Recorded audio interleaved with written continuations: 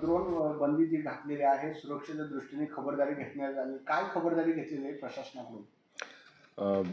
नुकतंच असलेलं भारत-पाकिस्तान जे युद्ध आहे त्या दरम्यान आपण बघितलं की ड्रोन्स आणि अनमॅन्ड एरियल व्हेकल्सचा खूप मोठ्या प्रमाणात वापर झालेला आहे.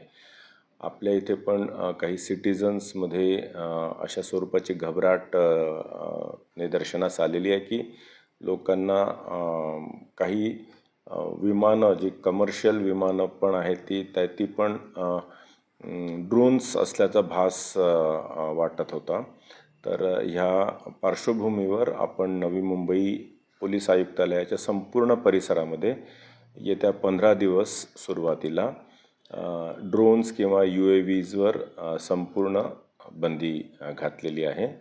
परिस्थिती बघून ती एक्सटेंड करायचं की नाही ठरवण्यात येईल.